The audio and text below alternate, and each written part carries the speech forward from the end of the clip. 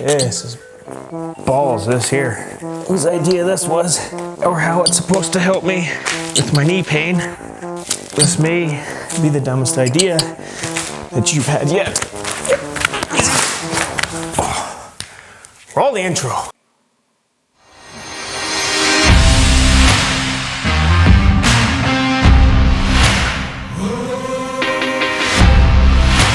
What's up everyone? I'm Mitch and welcome to another episode of Fit for Moto. Today we're going to talk about knee pain. Now I want to preface this by saying I'm not a doctor. However, I am certified in personal training and nutrition and I've been in this game for a long time, so I do know a thing or two about rehab, prehab, injury prevention, what to do after you've been hurt, that kind of thing. And I'm hoping that with today's tips I can give you on some knee pain, it's going to help you on some level because look, if you've ridden a dirt bike for any amount of time, or maybe you're new to this, I can either A, say that you're gonna hurt your knees at some point, B, you've already hurt your knees at some point, and I think these 3 tips are gonna help you on some level, at least that's my hope. So without anything else to add, let's get to it. So first things first, obviously, the best way to adjust any sort of knee pain is to lower the amount of weight you use, or the sets or reps or that kind of thing. Some sort of external load, that's gonna help first and foremost, but I'm talking about maybe you don't have weights, maybe you're at home and all you can do is some plyometric type stuff, some body weight type stuff, or maybe you're just at the point where there's so much pain that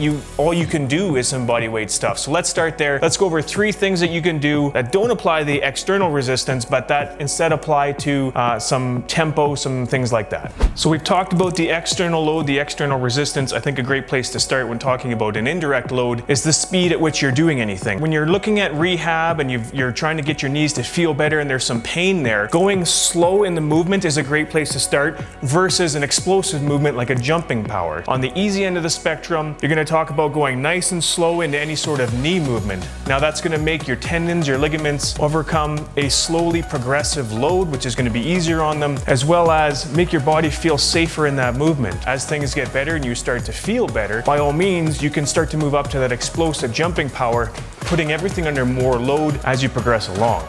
The next thing I think to keep in mind is going to be your range of motion. Again, depending on the type of injury that you have, what your mobility may be, you may be able to change your range of motion. So maybe you can only go down into a very partial squat before you start to feel some pain. Maybe as things progress, you might be able to get into a very deep squat before you start to feel any pain. So changing the tempo at which you do things along with the range of motion that you attack when you do these types of movements, those two are really going to help each other and kind of be synergistic and getting that knee back to where it needs to be. And lastly, and really this is probably a big one, guys, understanding the relationship between your knee and your hip and how that biomechanics is going to affect things. So I want to start off by saying, as you come down into a squat, as your knees go further over your toes, right, as they pass kind of that parallel line, you're going to be placing more stress on your quads, more stress on your knees, less stress on your hips. So by keeping your hips back and by keeping your knees back from your toes, you're putting less stress on your knees.